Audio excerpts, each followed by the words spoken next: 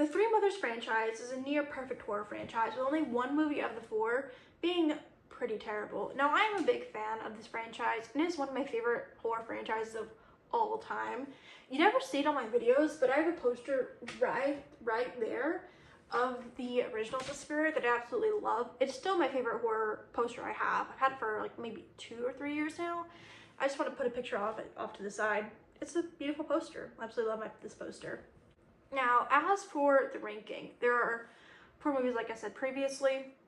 And at number 4, I have Mother of Tears. Mother of Tears. When I first watched this movie, I thought it was awful, one of the worst movies ever. Then on my rewatch for the video series I was doing, it's bad.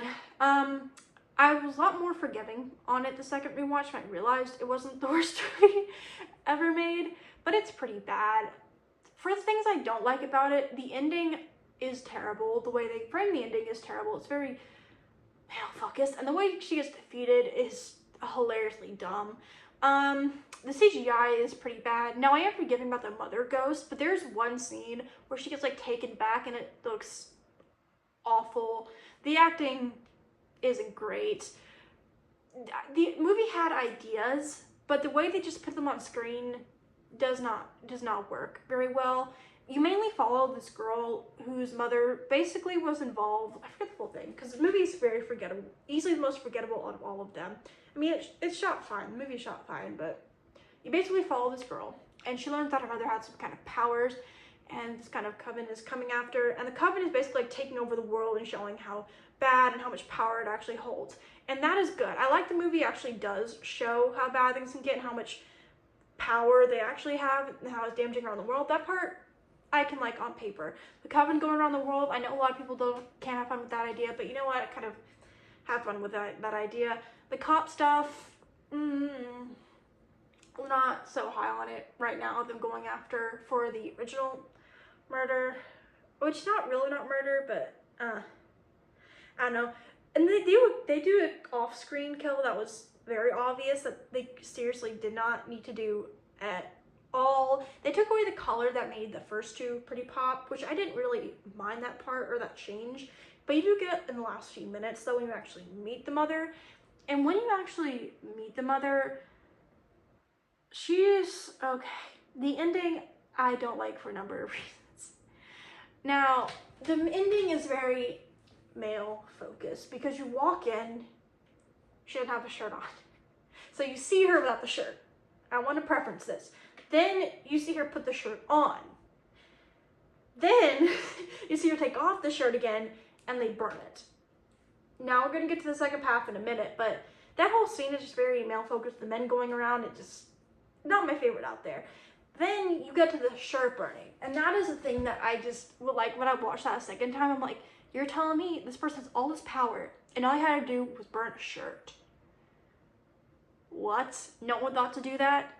And that is just mind-boggling. Then you get to the defeat at the end, and the main character that we see is just basically screaming the entire time for that point, which is a little irritating and annoying.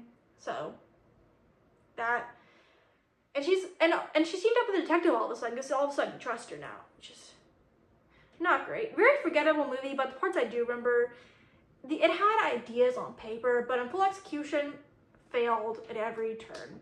But at least it tried ideas. The main thing I can say it did was try to show the danger the witches brought to the world. So that's the only thing I will give it full credit for, and that's at best. Everything else about the movie was pretty bad. At number 3, I have the Suspiria remake from 2018. Now, this is a very solid remake. This not only does what a remake should do. The biggest weakness against this movie, right off the bat, is its runtime. This movie is longer than The Shining. In my video, I forgot how much, I think it's like 10 minutes longer than The Shining. But the dance sequences are great. I like that we took a focus more on the dancing. I like the change up with Susie. Now, this was only my second viewing, so watching it knowing the twist and who Susie was, a whole different experience than not knowing it. I know I'm not sure when Susie realized, and that's definitely debatable when she realized. I wish they were a little bit more clear on that, but this is a good remake. Shot well, the dances, the acting. I really like the focus on Sarah's character too, with Mia Goth in it. You have one actor who played like 3 different characters I didn't realize.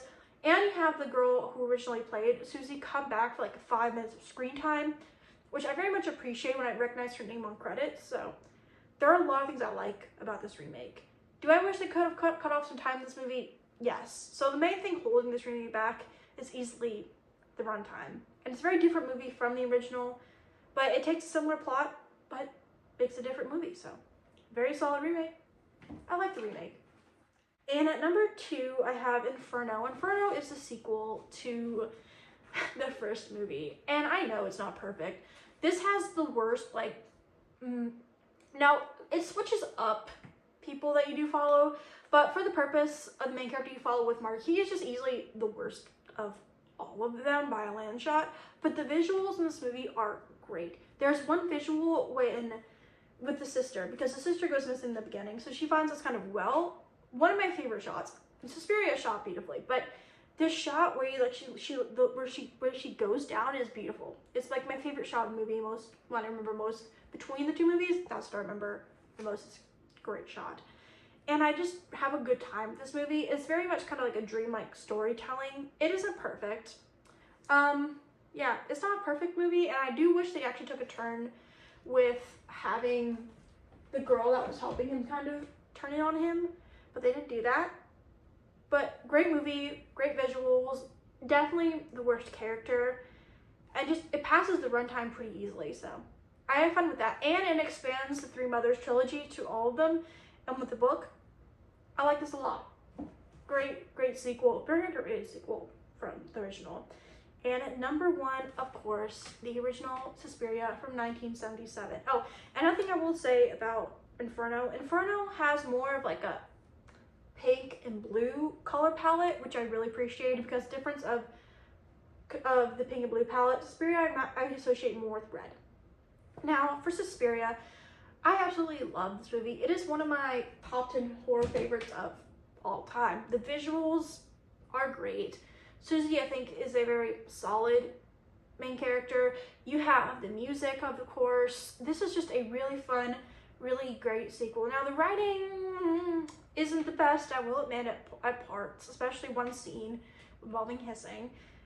But other than that, this is just a really fun, it's a classic for a reason, and it's just one of my favorite classics that I have. And it has a beautiful poster with the dancing.